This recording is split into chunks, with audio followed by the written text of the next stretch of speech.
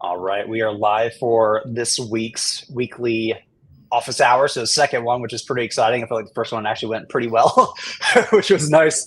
It's always hard to tell how it's going to play out when, the first time you do anything. But before we start to dive into questions, stuff like that, any updates, Casey? Like, what's like top of mind for you right now? Yeah, so it was kind of taking some of the questions from last week and just looking at some questions that come in through chat. Being new to the space, still doing extensive research just into general knowledge, and something I came across a few weeks ago. I'm sure a lot of our customers and sellers in general are going to be familiar with just how important getting into that buy box is. When I was learning, I was like, oh, it's probably a little bit over half of those purchases come from the buy box. It's really 83%. So 5 out of every 6 purchases obviously makes that extremely important to get into the buy box. But one thing that was somewhat of a common thread in chat this past week was folks asking about our oscillation strategy, how to price when the competition is below your minimum price. So essentially, really easy setting in Aura. Essentially, when the competition is below your min price, what do I do? You say, or excuse me, what to do when your price reaches your min price. You set it to go to my max. That can result in two really nice things. If you go to your max, a lot of other sellers are going to be using repricers, whether it's Aura or a different repricing tool. And that could reset that person who is lower than your min back up to a higher price. And then you can kind of duke it out back towards an optimal price or whatever that may look like. So that's one potential scenario of using the oscillation strategy. The other is going to be essentially that person who's below your min, they could eventually sell out, and then you could become the preferred buy box seller at that point, essentially letting you have a little bit of a higher price when you obtain that buy box, and then kind of working it back down to make sure you maintain it there. That's one thing that you kind of think about, like, oh, what do I do when people are pricing below me? How do I make sure I'm getting, the best price when I do get that buy box, or how do I compete with those folks? That's one strategy that's come up a few times and I think is really effective. Obviously, want to be careful of your margins, making sure you're setting up those strategies properly, but really good tactic, I think, there to kind of reset that buy box price for folks pricing below you. Yeah, it's interesting. Every time we speak publicly, the go-to question is, where do I start? What strategy do I use? It makes sense, right? Like it's a very overwhelming thing coming into this. There's a lot of complexity to it. There's a lot of settings. There's a lot of like systems thinking, right? Like, you change one thing here, it actually fundamentally changes the functionality of something over here. And these are all things that you kind of have to be able to think through. The oscillation strategy, some people call it the yo-yo. We're trying to do two important things, right? Like, let me pull back for a moment. We're trying to increase sales while protecting profits, right? Well, those two things, economically speaking, kind of go against one another, right? If somebody's like, hey, can you raise my price and get me more sales? Like from an economics perspective, like supply and demand, not really. But there are things we can do and say, well, let's break this out into two different phases, right? Phase one is let's increase the number of sales, so your sales velocity.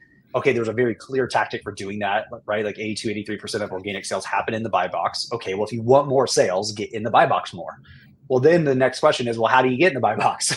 Right. Well, having a better offer is kind of like the simplistic answer there, right? Like there's a ton of nuances, but if we're talking like rule-based strategies, you kind of have to be a little bit more simplistic. And then phase two is, okay, well, how do we protect profits? Well, the way we're going to do that is by actually like raising our price to that max price, therefore, quote unquote, resetting our average net profit per unit.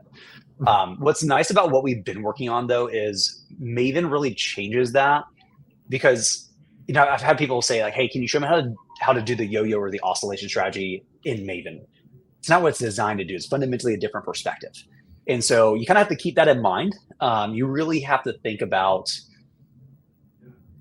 like the fact that it's handling more complexities faster, right? So like a rule-based strategy, even if it's got tons and tons of settings, it's still not going to be as adaptive, if you will, as an AI model is going to be. And that's something to really think about.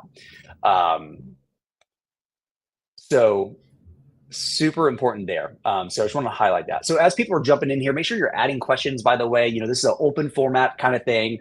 If there's anything you want us to talk about or speak to, let us know. We can definitely do that. We want to make sure that we're able to really dive deep into different subjects. If we need to, we can definitely talk about any updates, stuff like that.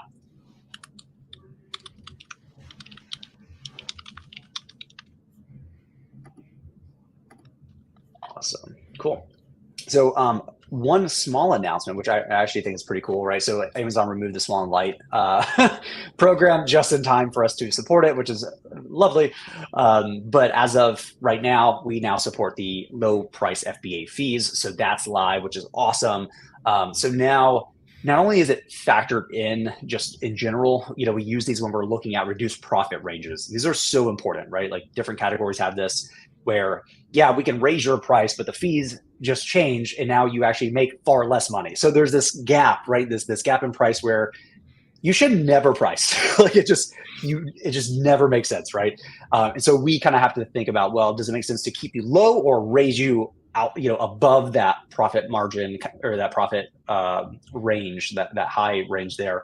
And so there's a lot of complexities to that, but what's nice is not only are we doing that with category-based fees, we're also doing this with the low-price FBA fees, which I think is super important. So if we're looking at we're automatically calculating mins and maxes as an example, or we're just going to factor that in now, which is actually meaningful, right? Like depending on the seller, every seller is kind of different in terms of what I call their persona, right? Like what type of SKUs do they tend to carry, right? Their average sell price might be around $50, might be around $120. Especially if they're doing things like shoes. So what's nice is for those sellers that are really in that lower end on the price side, this really protects very heavily, which is awesome. And we'll actually show you too in the UI, if you hover over the fees, we'll actually show you, hey, this is using the low price FBA fees. And we have a help desk article too that we wrote that actually breaks that down, just explains kind of what it is. We actually link out to a few different resources as well. That makes it a little bit easier for you too. Yeah, definitely a big update. I know that was one that was coming through chat semi-frequently over the last couple of weeks. So nice to get that pushed out. Just want to make sure, especially for those prices or those products with those lower prices, that those fee structures are correct. Getting all that margin, profit, everything correctly tracked there. So yeah, definitely exactly. Nice. What other things have been kind of top of mind for you? I know we're working on a ton right now, so it kind of feels like there's a lot happening. So it's kind of hard sometimes pull back and be like, oh, here are the major things, because honestly, it's a lot right now. But what's kind of top of mind for you on the support success side, but also things you're kind of excited about that we're working on right now. Yeah, so for me, things that have been top of mind, especially just with the holidays, I don't know about anybody else out there, despite working in the Amazon space, I was a little delayed on my Christmas shopping this year. So specifically thinking about shipping times, I know that's one of the factors that's taken into account when Amazon determines who that buy box winner is. So just been thinking about, how different merchants are making sure that their inventory is up to date, that those shipping times are going to be in place. Don't necessarily have a lot of insight or experience with that side of things just yet. But I'm sure that's been top of mind for a lot of folks.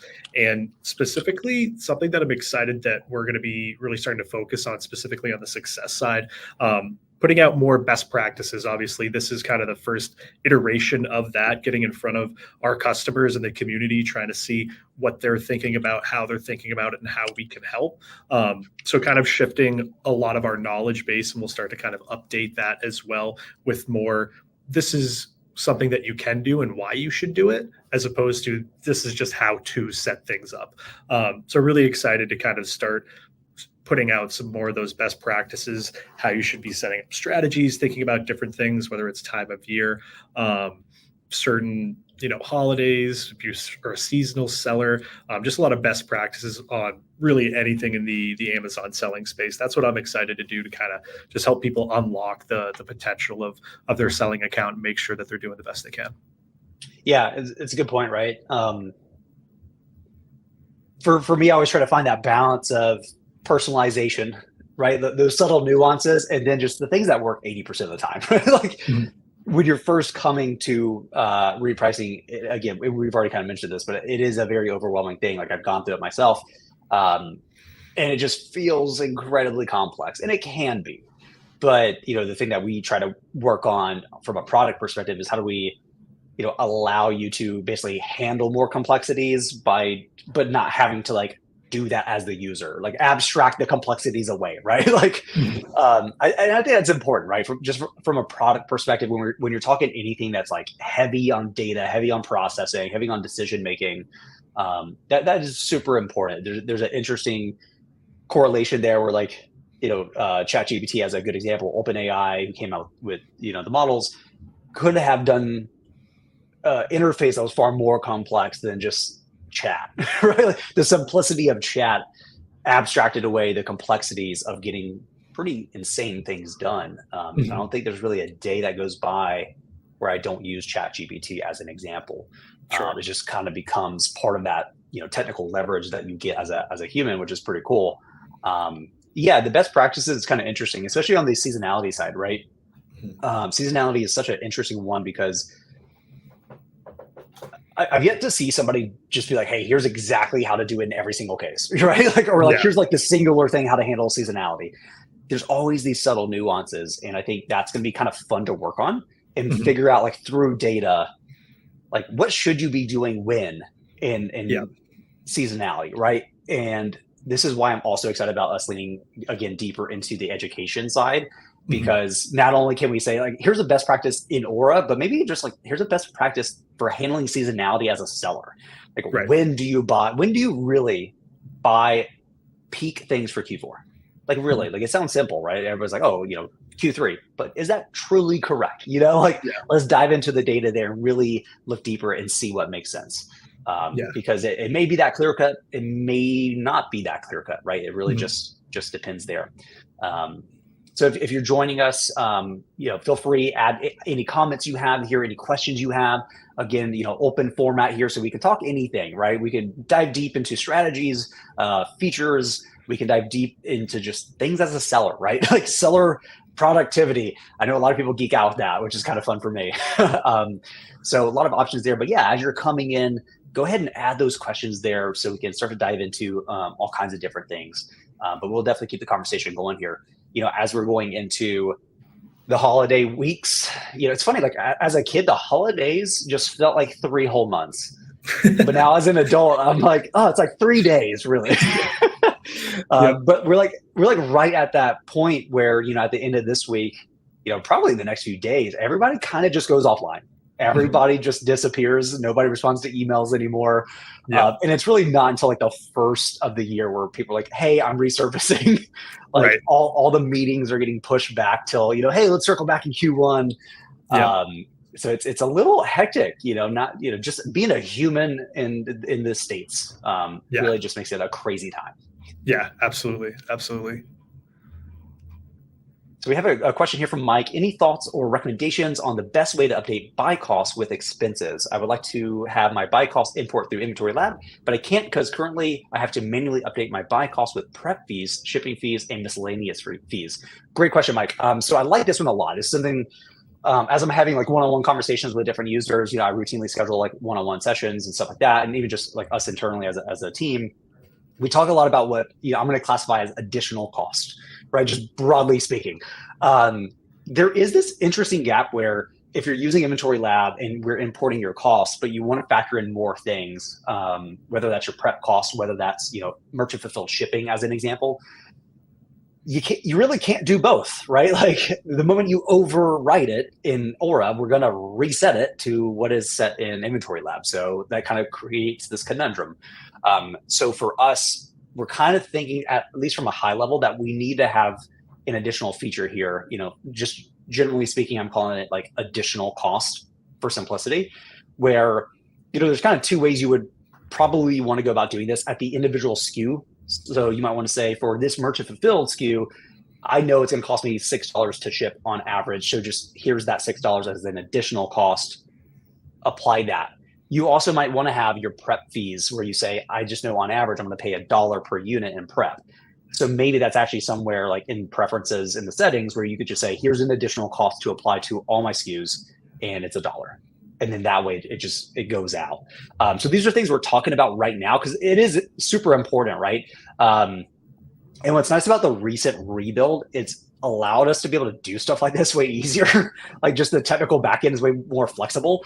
And so the way things are really built and modeled, we can actually come in and do these kind of things, even from the front end. Like this is such an underrated thing, but the design, right? Like if the design is not scalable, and what I mean by that is like easy to add new things on top of it without breaking, it's actually really difficult. Like Legacy Aura had a lot of that problem, even on the design front, where we had great ideas, but it's like, where do we put it? And you would think just normally, rationally, we'll just put it on the page. But like, that's how you go from like a decent looking web application to like what in the world is this monster that we've created? So luckily everything's been built for scale, technical back end, design on the front end, all that good stuff, which is pretty exciting. And actually you can see the guy who designed it over Casey's right shoulder there, Tasso. So you have him to thank, and then you got James there on the technical front. So super important. But yeah, any other questions you guys have, keep those running through. We can go as deep as we need to. You can ask anything, which is super exciting. I am kind of curious to see how things transition into Q1. I feel like sellers really just shift perspective like January 2nd. It's just like, great, whole new year. I've seen a lot of sellers essentially want to like rebuild the business in Q1. They're just like, I learned so much over the last full year. I know, especially if you just went through your first Q4, like your first full Q4, like the first time as a seller, you cannot prepare for Q4. Yeah. You have to experience it and then just ride the chaos and then be like, oh, okay. Now I can wrap my head around it. What do I need to do? So it's almost like January 2nd, you kind of need to start preparing for Q4, at least from a strategy perspective, pretty fast, right? I mean, I remember I was working with a toy company, and it was actually the first time I flew to Boston, which is kind of full circle. They're getting checked in. I ordered a few pallets. They're getting checked in units of 100. And like literally they get checked in, I refresh, they're sold out like that fast. So I'm on the phone, contacting the supplier. I'm like, hey, give me as many as you can. Like I will buy all of them, whatever. And like, we're done. We have none, period. I was like, man, so I lost the opportunity there. I really lost out on, but it's not just the supply side. It's also the capital side, right? Like it could have been, hey, we have plenty, you could buy $30,000, $50,000. And I'm like, spend it all, right? Yeah. Like I didn't foresee that.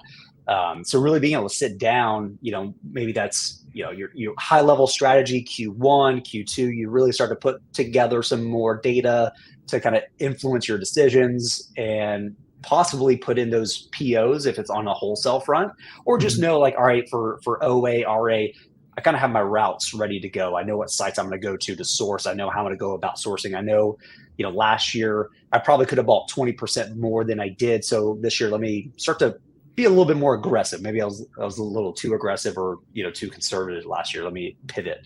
That whole retrospective process is super important. Yeah, especially in January. I mean, generally, a lot of consumer sales are going to drop in January, coming right off the Black Friday rush and the Christmas rush. So it is a great time to kind of reassess your performance on certain areas of your inventory or certain products, how they performed, and really figuring out, hey, this item sold really well at a great margin and I didn't have enough of it. Let me double down on that this upcoming year. And then also kind of on the flip side, hey, I overspent here, product that I still have inventory in, maybe implementing a couple, liquidation strategies, getting some things off your hands in January. So yeah, definitely a great time to kind of recap, review, and make kind of those double down bets or right. Whatever that may look like. Yeah, it's funny. You're oddly enough trying to find a balance where like you don't really want to be left over with too much, but you don't want to ever stock out in Q4. Yeah, because that means you didn't buy enough. So you're almost like you want to get right into January with just enough left over to where you could sell it out in January, especially if it was like a seasonal thing like toys and stuff like that. It's funny finding that balance is just so difficult. Especially for sellers that are not wholesale, as an example, where you're carrying different SKUs, you don't really have a massive history of data per SKU, right? If you carry something for 3 years, you have a ton of data to go back and make some predictions, some forecasting on. That's at least something. Whereas with OA, RA, you're kind of just like buy as much as you can, make good decisions on the buy and then like let it ride, which is just kind of difficult, Let's see here. Prince coming in. Good to see you, Prince. See, before Maven, I had an aggressive undercutting strategy for items newly listed while keeping tight mins and maxes. We definitely recommend it. That's awesome. If the price reached the min, it would switch to a calmer matching strategy to avoid a race to the bottom, since it was clear other sellers were also aggressively undercutting. Is that not the best approach?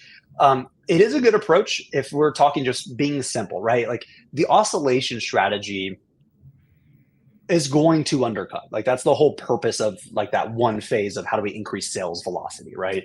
The thing that is nice about Maven is the way it's handling things like aggressiveness, conservativeness on each individual seller is the nuance that matters, right? So we're calculating what's called an optimal price. That's the desired end all outcome that Maven's trying to accomplish. Like that's the success function, if you will, right? This is something we calculate per SKU and it changes all the time. And so what we're doing is we're understanding the behaviors of each competitor so that depending on who we're competing against, what is true and what has been true, and we know where we're trying to go, which is that optimal price, we can utilize different behaviors within each scenario. So it's way more nuanced and complex, which is kind of nice. I like when people are like, hey, can you explain how Maven works? I'm like, you got to give me more variables, more scenario attributes, if you will, for me to be able to say kind of like how that would function, because it really just depends. There's a lot more complexities there, which is good. But yeah, in terms of like switching from a more aggressive strategy to a less aggressive strategy, it's hard to say that is good, generally speaking, because it just depends, right? Like if one competitor is being very aggressive, and then you're like, cool, I'm going to be less aggressive so we're not fighting. And then another competitor comes on and they behave differently. Well, we're treating basically what I'm trying to say here is like the moment we're treating every single competitor the exact same, I think we're missing out on a lot of opportunity. And I think that's a very nuanced thing. Hopefully that answers that. But Casey, anything you want to add on to that? Yeah, I think you pretty much covered most of the things I was thinking of there, Dylan. In your situation there, Prince, where you do recognize that a competitive seller is consistently undercutting, then I do think maybe having a manual strategy set up or using Maven on those listings so that they can match that price and not tank the price of that specific listing. I think that's a good idea, but I would agree with what you just said there, Dylan. Don't want to kind of make a blanket strategy based on findings on specific SKUs, because they can vary pretty significantly depending on how those competitive sellers are pricing and actively going after that listing. Yeah. And each individual competitor's behaviors change over time too, right? When you first come in stock, you tend to be very conservative, but over time, as long-term storage fees become more real and your capital becomes more stale, you become more aggressive. All of a sudden you go from, well, why would you ever reprice below by a penny? But like, to, hey, I'm going to reprice 5 cents below because I'm getting my capital back. Right. So that even that change can happen, not only, competitor to competitor, but each individual competitor themselves can change. And I think that's such an important thing. So glad to highlight that. Mike here, I'm sure you do little changes / updates here and there, but any dates on your roadmap calendar to look forward to for new big improvements or add-ons? Yeah, today is a good one. So we just rolled out an update today that supports the low price FBA fee structure. So that's baked in. Not only is it just baked in from like a profitability perspective, but when we're calculating auto mins and maxes, where you're saying, hey, I want 20% minimum ROI, what have you, that's now factored in. And that's so important because we're looking at things like reduced profit ranges, areas where technically, yeah, we could raise your price by 1 penny. And that sounds nice, but the fees just changed. And now actually you're losing more money than being 1 penny below. So those are factored in now, which is fantastic. In terms of like larger features, there's a lot we're working on, to be frank. So it's hard. We try not to peg any specific dates just because it's software. Things change so rapidly. It's absolutely bonkers. There's it's not really a saying, but there's like this assumption in software where it's like, however long you think it's going to take, it's probably going to be different. And as good as you can be with estimations and stuff, we try to be kind of conservative about that. But Q1, there's a lot we have on the roadmap that will be changing, that we'll be adding to.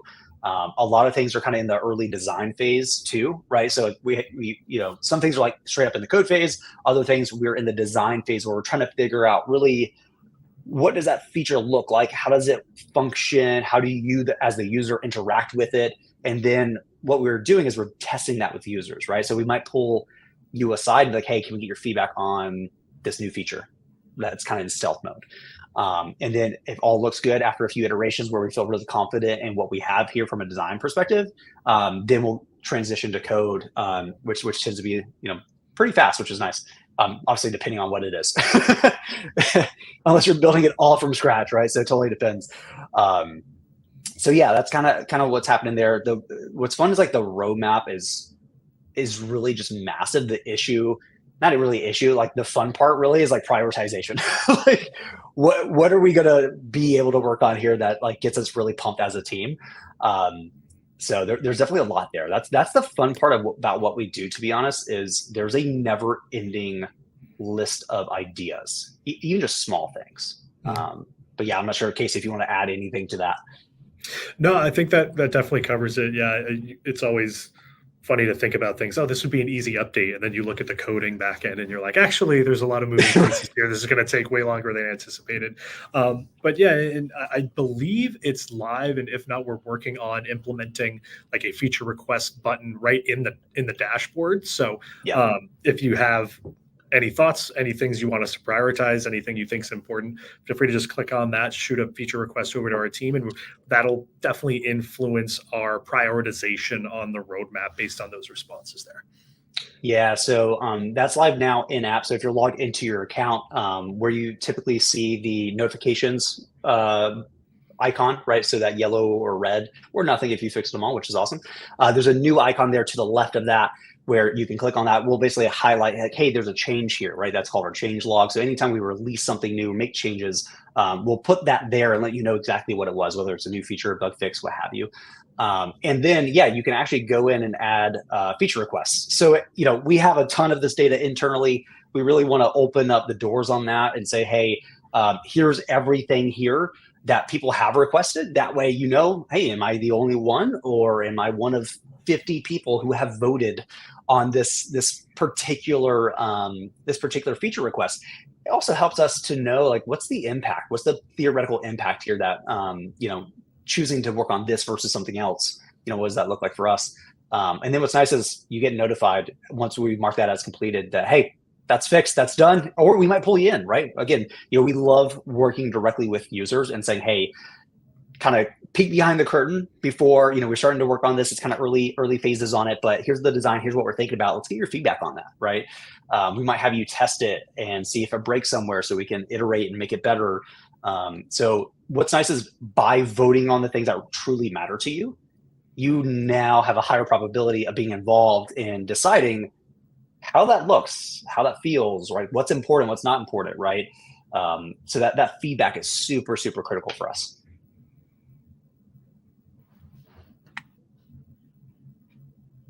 All right, so keep those questions coming. These are fantastic. Nice,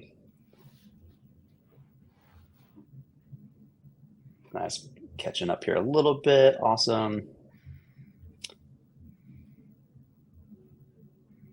And so here's that link, by the way, for specifically those requests. We're going to be porting things over into there that we already have. But if there's something that's not there that you're like, man, I really wish you had this, great. Throw it in there. Let us know. We're really going to fill this out and start working from that, moving forward, which will be super exciting. A lot more transparency in terms of like, what's being worked on, kind of where are things stacked ranked. I think that's kind of always difficult as a user, no matter what tool, like when I'm a user or something, the thing that matters the most to me, it's just kind of nice to know where that stack rank is, right? Like, is it kind of down? Great. I'm going to go reach out to a few other users and be like, hey, let's talk about this, right? Or I'm like, cool. It's not just me. The number 2 requested thing is the thing that I'm thinking about too. Let me go add an additional vote on this to start moving things forward here. So it's always kind of fun, right? Like as a software company, you're always trying to find that balance between, the feedback from users, what explicitly is being requested and asked for, and then like some crazy, innovative ideas that only our team could ever think about, just because our perspective on everything being inside the company, inside the product, if you will. So we're always trying to kind of find that balance, which is sometimes difficult, but like in a good way, right? Like I think that should be difficult, where some companies will just ship exactly what's asked for, but not really put much thought into that, using things like first principles of like, well, how does this interact over here? Or, not really getting clear on what the problem is, right? Like there's a difference between, hey, I have this issue or this problem I'm attempting to solve, and this is how you should solve it. The how you should solve it, I think, is really where like things like first principles, good product decisions come into play, where you can really take a step back as a company and say, we know the thing we need to work on, but let's figure out the best way, the best how to achieve that. That gets kind of fun. That's where creativity starts to flourish. Yeah, I've always enjoyed being in the tech space just because of that exact thing. Hey, there's a huge group of people requesting this specific update or this specific feature or function, but behind closed doors, we have this idea that's going to make a massive impact for everybody as well, and trying to figure out which one is really more important. Do you kind of release the big impact that maybe not many other people are thinking about, that feature, function, strategy, best practice, or do we kind of prioritize maybe some things that are a little bit of a headache for folks, or just some things that are a little bit more top of mind, instead of thinking outside of the box? Yeah, it's always interesting to kind of play back and forth between those two sides there. Yeah, for sure.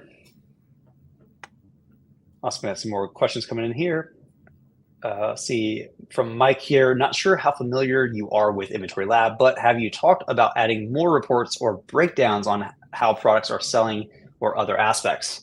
So we are excited about that prospect. Analytics is kind of an interesting area. So more to say on that in the near future, but yes, to answer your question, we are thinking about that. We may have talked about this last week on the office hours, but sellers are drowning in data, but it is not in a usable, impactful form. And that's such a travesty, right? Like it's like having all the raw materials and be like, great. It's like being surrounded by gold like 1,000 years ago and be like, great, but I can't get it out and it's irrelevant, right? Like it does nothing for you.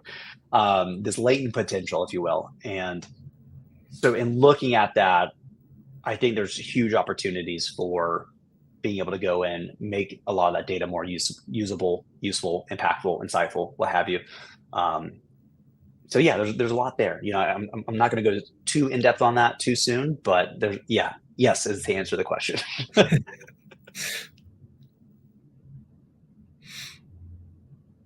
So another question here, kind of off topic, but I think it would be interesting to chat a bit about how AI is evolving and helping sellers better understand what AI should do. Yeah, this is interesting, Casey. I'm curious, before I go on my tangent, what are your thoughts on this?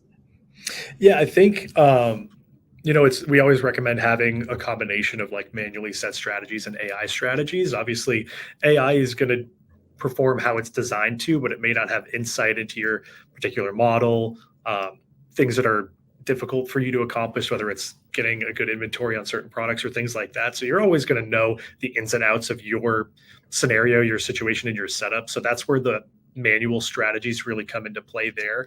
But also having the advantage that though you know your situation the best, Maven specifically and AI in general is going to be able to look at everybody else's situation and be able to play off of that specifically. I know we talked about earlier how Maven can kind of look at your competitive sellers and how they're behaving. So I think it's kind of a combination, right, of you having the most knowledge of your own setup and AI being able to quickly analyze and assess how everyone else is approaching things. So it's always going to be a blend of those two things. But Dylan, would love to hear you kind of go a little bit deeper on the subject of both Maven and then AI in general. Yeah, I kind of want to go more general for a moment. I was thinking about this the other day because I'm testing a few different tools that are, GPT-4 like at a deep level, and there's this whole spectrum between a tool like Zapier, right, where it's going to do a task for you that's very rigid. It's very like if this happens, do this thing. But like, if there's any exceptions, for the most part, it's going to break. And then on the other end of the spectrum, you have things that factor in intelligence, right? You're looking at GPT-4 as a good example here of a model where you're applying intelligence and it's not rigid. If something comes in, there is something that can happen, which is reasoning, right? It could take a knowledge base of understanding and say, well, it's kind of like this, therefore I'm going to do that, right? You can reason. And there's something interesting about that, right? Because like, if we jump out of repricing for a moment and we just talk like broad strokes here as a Amazon seller, there are tasks you do where you're applying your intelligence to make small decisions, but really you could codify that, right? Meaning you could say, here's kind of, in these cases, do this, and this other cases, do that. Good example here is like customer messages, right? There's probably 5 variations of messages you're going to get. So you absolutely could create a system that just says, great, for questions like this, here's the answer, and here's how I want you to respond to it. For questions like that, here's the answers for that one. Go. For the most part, it's going to handle that relatively well. Now, that's like a simple problem, right? Like, templates solve that too, but you still have the human need to be in there. Like a human has to be in there doing the work. But imagine where you have a large amount of data where as a human, you cannot load that much context into your brain, which is most of the time.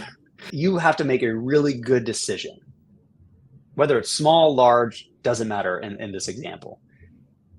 And imagine being able to create an automation where far more data can be considered in that decision and it can be reasoned to get to the outcome, to the decision itself, right? Not just if my sales is greater than 30 days, do X. Like that is so rigid. It needs to factor in so many other things. And so I think what's going to end up happening, and I'm seeing this in other industries already, and a lot of people playing around with this as a concept, is basically taking vast amounts of data, and doing something called embedding this, meaning like the model has access to this data very quickly. It can load this into itself when doing a task. So it has all this in mind, and it's completing tasks for you that otherwise you probably would not be able to do, right? Let's look at like data analysis as an example. Like ChatGPT with code interpreters capable of this already. I did this the other day with something I was trying to make a decision on. I was like, like this is kind of what I'm thinking, but like, let me just check myself. Loaded up the data, had a few conversations, and was like, even asked like, hey, what questions am I not asking that I should be asking? Find blind spots in my thought process. It's like, well, have you considered these 3 things? Well, no, let's consider them. Let's do that together, right? So this whole concept of like a co-pilot is actually pretty amazing. Right now, you mainly see the concept of a co-pilot with like engineers, like it's called Copilot with GitHub. You're seeing this with writers happen. You're also starting to see this with data analysts. But I think this is going to generalize more down to just being a knowledge worker, right? Which most people are. If you're working on a computer, you're a knowledge worker in some way, shape, or form. And so how do you then, again, make the vast amounts of data you have access to as a seller not only usable, but help you make better decisions faster, like have your own co-pilot as a seller. I think that there's something to that, right? A lot of times what ends up happening is you hire 10 virtual assistants, 10 VAs in the Philippines. There's like nothing wrong with it, but I think we're going to transition more quickly to a world of digital assistants, not just virtual, which is kind of funny because very similar titles, but you get what I'm saying, right? Like there's something to that, right? Like applied intelligence to tasks. Mm-hmm. Yeah, absolutely. So that's kind of how I think about it, just a little bit more generally speaking, but definitely not off topic. I think, this is what's nice about this open office hours format. There's not a singular topic we're here to talk about. We could dive deep into kind of anything, which is pretty fun. So keep those questions coming. Again, just add them there. They'll come through to us and we can pick those apart and start diving deep into anything we want. Even share just like, hey, what are you excited for, right? 2024 seems like it's going to be pure chaos in the best possible way. It's just going to be bonkers. Lots of amazing things are changing from a technology perspective.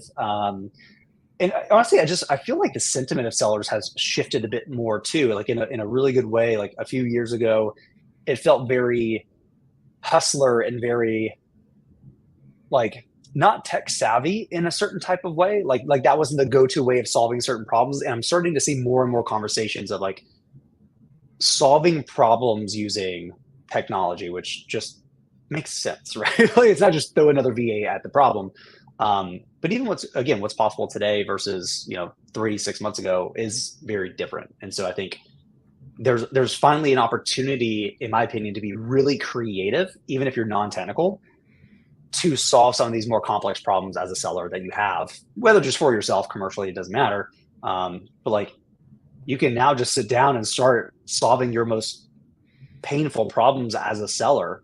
And there's something like enabling about that, which is kind of nice. Yeah, definitely. I mean, like good leaders are great at delegating responsibilities, and great business owners, people who run businesses, are great at delegating to automation. So you don't necessarily have to have more employees, but anything that you can take off of your plate, it's going to give you more time to, do that research on inventory and purchasing or wherever else you want to spend more time. That's going to make the biggest impact for you and your margins and your overall bottom line. Right. Well, it's funny. A lot of sellers that I have talked to, they're like, I'm hitting a plateau, and sometimes the solution is you need to hire, right? Like building a team is amazing, and there's like, I just don't want to ever manage people. And at that point, you kind of have to take a step back and say, well, there's probably going to be a plateau for you then, right? Because at some point it's just required.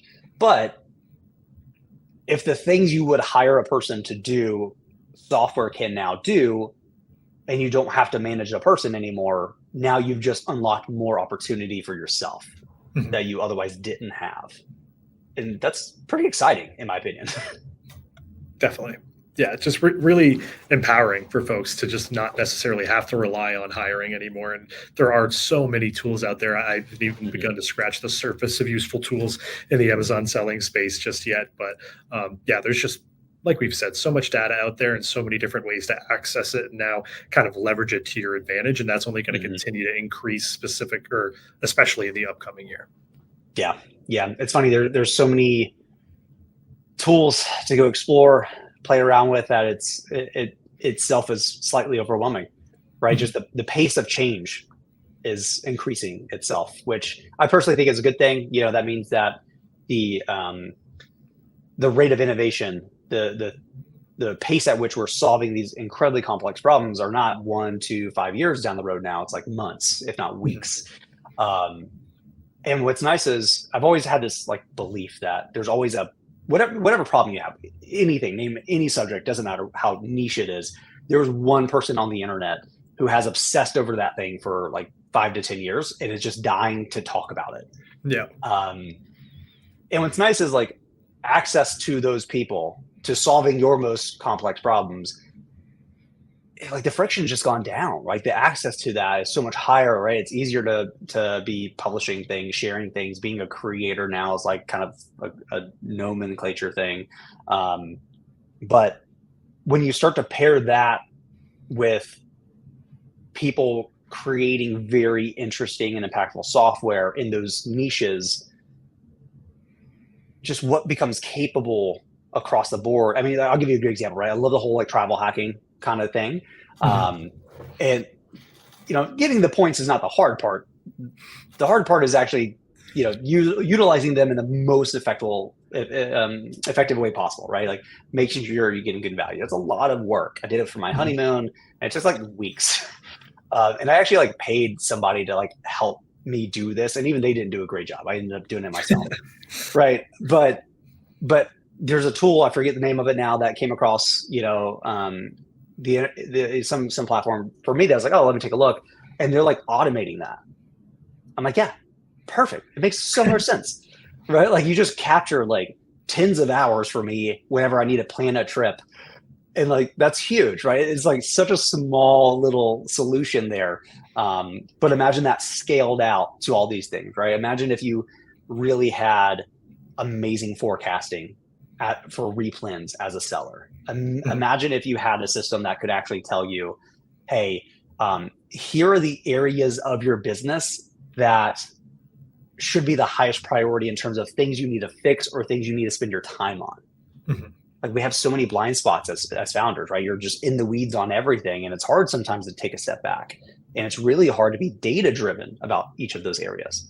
And so imagine if that was just easier. Like that's pretty insane, right? And it's getting to a point where being a small seller is difficult, like for sure. Like it's a maturing industry, right?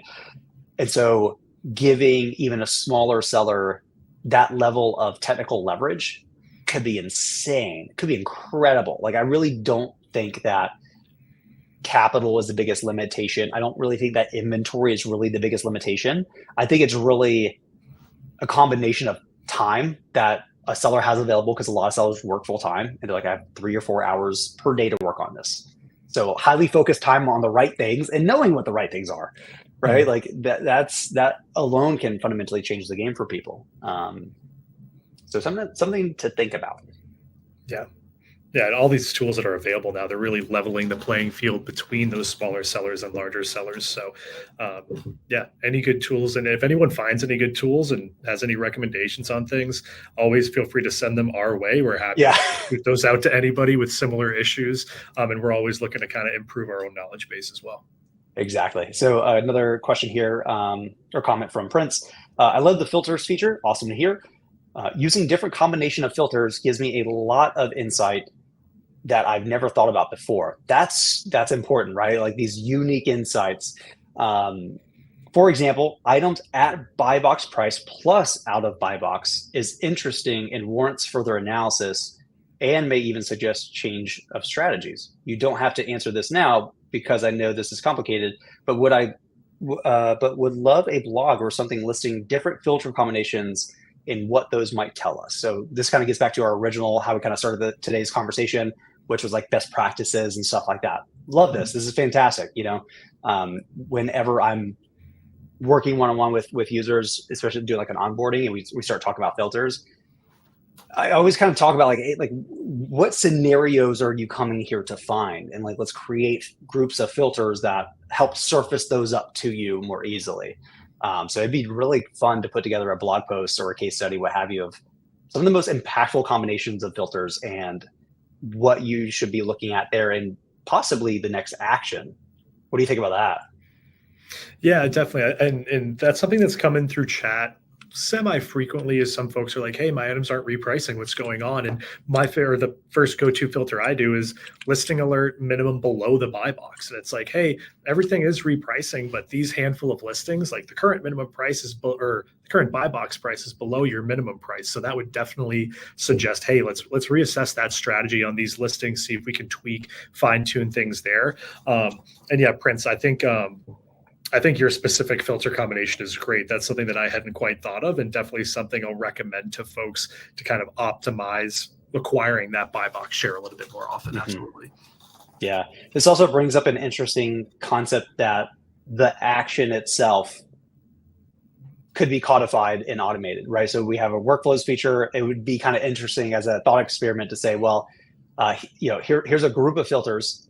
If a SKU matches these filters, it goes from not matching it to matching it, take these actions. And it could be changing your strategy, right? Like that's pretty impactful too. This actually really highlights how we've like modeled all of our features where they can interact very well.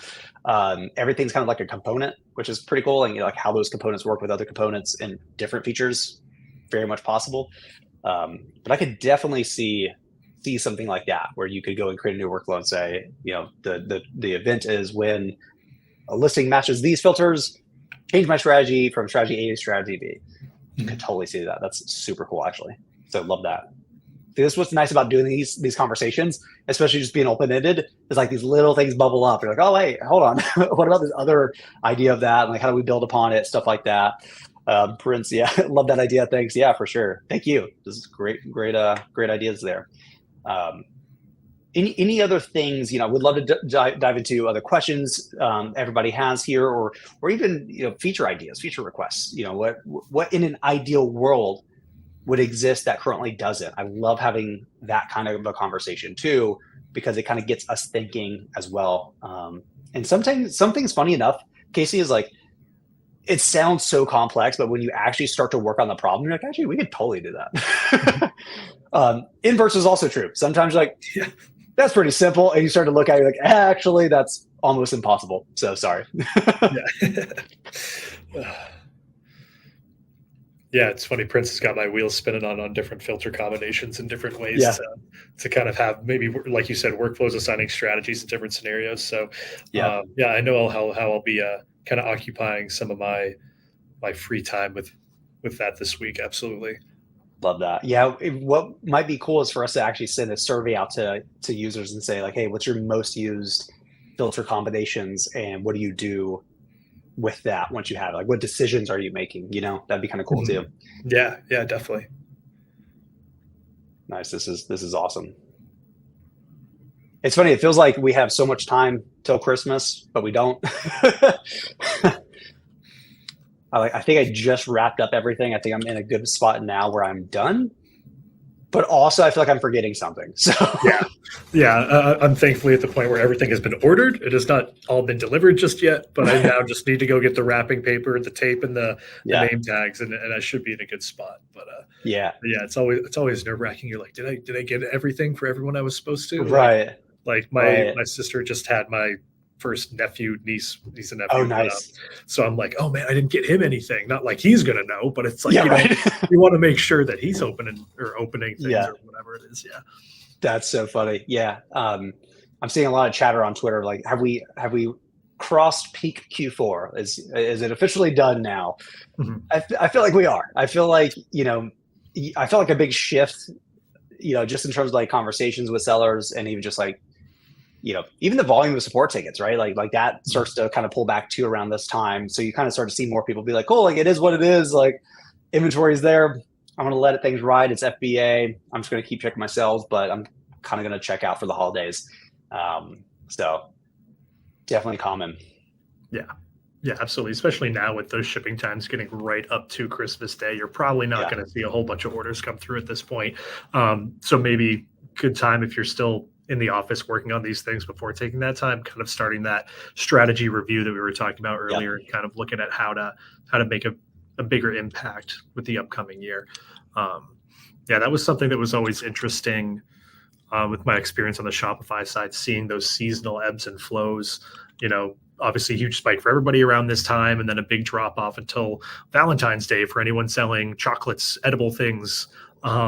Then dip back off. Springtime, you see, a lot of outdoor fitness equipment. January is going to be massive for just indoor fitness equipment, with everyone lying or not lying to themselves that they're going to get in shape this year, and kind of watching those ebbs and flows. So it'll be interesting to see if my experience there will carry over to similar seasonal ups and downs on the Amazon side of things. I would be curious to see the data with our users in terms of who really leans into seasonality. I feel like a lot of the sellers I talk to don't mention seasonal anything, or they're like purely seasonal. Like they only do, like they go super hard on everything seasonal and that's it. I feel like I've yet to see somebody kind of in this hybrid middle ground where they're like, I buy like whatever's profitable, but I just know that I'm going to kind of fine tune my sourcing towards summer things when it's summertime and winter things when it's wintertime. I feel like I don't hear that as often. Do you? So I haven't really noticed that as much in the Amazon space, and kind of the big transition coming from the Shopify side over to Amazon is that Shopify, it's usually a specific business. So naturally they're going to be seasonal depending on what their business is. Obviously on the Amazon side, people are selling all different types of products at all different times. So personally, I'll be a little surprised if it's as heavily seasonal on this side of things. But like I said, candies around Easter and Valentine's Day were always massive. Outdoor equipment, getting towards the winter, you're obviously going to have warm clothing, coats, gloves, all those things are going to start to sell at higher rates. Definitely, like I said, would be surprised to see the seasonality as much on Amazon, but definitely something to think of as you're sourcing. Middle of the summer might be a great time to stock up on some winter things, knowing that in a few months going to be able to offload that at a high rate, obviously taking into account how long you're going to have to store those things. But yeah, definitely something to keep in mind. Nice. Yeah. It's funny, as when I was a seller, never cared. I was like, is it profitable? I cared, obviously, like as the demand changed from a wholesale perspective, obviously, like if the demand increased, I wanted to buy more. But that was more like a forecasting thing, less so of a product sourcing strategy for me. But that kind of like, that's a good thing to think about, right? Like in your scope of operations, what's the biggest limiting factor? Yeah. Right. I'm a big fan of this whole concept of there's a big difference between strategy and execution. Like in the brain, those two things are just very different regions, and it's hard to do both. And it's like the early days of starting a business or a company, there's not a lot of strategy because you have no idea. You have no data. It's just pure execution and just like some thoughtfulness. And then as time goes on and the business grows, you start to transition to be less on the execution side and more on strategy, because now it does matter. Now, one decision fundamentally has a massive impact, positive or negative, relative to go work on this thing for 20 hours, right? Like it just fundamentally changes.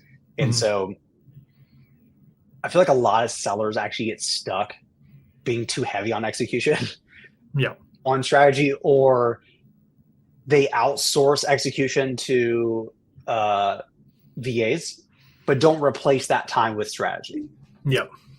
And it's like such a massive opportunity. I would highly recommend anybody to go look at Farnham Street. I think it's fs.blog is the URL now. Great blog if you want to look at like mental models, how to think differently, strategic, all that good stuff. He does a lot of cool stuff. He's like I think he came from the CIA or the NSA, came from a 3-letter intelligence organization, left there after basically starting to write about how does Warren Buffett think and all these mental models, and he became obsessed, and like that just really took off. Now he's got like 2 books on mental models, which is pretty nice. The blog goes super in depth on each one. So if you're like, cool, like I've heard this term first principles thinking. What does that mean? He's got a blog that breaks that down. It's super fun, but he'll even break down certain people like, hey, here's how Elon Musk goes about thinking as a good example. I know the recent, I think it was Walter Isaacson, did a biography that recently came out. And there's like one passage that like everybody's obsessed with, which everybody now just calls like the algorithm. And it's literally just the steps that Musk goes through when he goes into any industry to make things more efficient and use first principles. It's like a really applicable, practical way of applying first principles. I think, forget the author's name now, but I'm pretty sure he has like a breakdown of that too. Like really good stuff. Like it just goes to highlight what you're consuming, the information you're consuming as a business owner, as a human, let's be honest, right? Like as a human fundamentally matters. There's definitely a lot in this space, but I think a lot of sellers could benefit from getting slightly away from consuming more tactical things in terms of here's how to source, and more kind of here's how to think, here's how to make really good decisions. I think that can start to really shape the landscape for sellers really fast. Definitely. Yeah. I mean, there's so many online communities and just different ways to acquire, different ways to think about strategy. And personally, I've always been someone that likes to kind of reach out to folks to create a strategy for whatever I'm doing in life. And I have the highest confidence in my ability to execute once there's a plan created. I'm not necessarily the best creator of those plans, and I recognize that. So being able to kind of allocate my time where I know I'm able to thrive. And I would recommend that to sellers as well. If you realize, hey, maybe I'm not as knowledgeable in this area, let me join a community, let me reach out to some folks. There's always, it is very much a community. There's always folks out there that are going to have insights that maybe you haven't thought of or aren't familiar with. And then it's just up to you to kind of take those plans and put them into action. Yeah. I'm a big fan of, I hate to use the term networking because I feel like it sounds sleazy. But one of the blog posts that I'm going to be working on here shortly is basically how to actually network as a seller, because it is so impactful, right? A lot of sellers feel like they can have conversations publicly in like Facebook groups and stuff like that, but there's no deeper relationships. There's always like, from my perspective at least, there's always this wall of like, I don't want to share too much or like give too much away. I really think we should get away from that and be a little bit more transparent and, form these networks, these relationships that just further add value to everybody included in that network, right? That doesn't mean everybody, right? If somebody's not providing value or not a good person, probably should be in your network. But I'm going to break down exactly how to think about it, like a little bit of a reframe that really helped me from a book that I'll mention in the blog post, as well as here's how to go about doing it, right? Like a lot of people are like, oh, just go network. What does that mean? like how does one network, So I'll break down exactly what that looks like in reality. Because once I had it broken down for me in that perspective shift, I was like, okay, like that actually makes so much sense. And it's not sleazy. It's actually providing a ton of value, which is really cool. So it's good stuff. Awesome. So great session this week. Again, we're going to start to wrap up here for time. But again, next week, Wednesday, 2 p.m. EST, we'll be back here geeking out again. So come back. Any questions you have, we love answering these. New features going live. So check the updated change log there. We have the feature request section now. So you can go in and actually vote. You can upvote things, be like, hey, I care about that too. Add something that's not there. That really helps us as a team make decisions in terms of what we should prioritize next. And yeah, lots of fun changes. So we will see you guys next week. Yeah, see you next week, folks.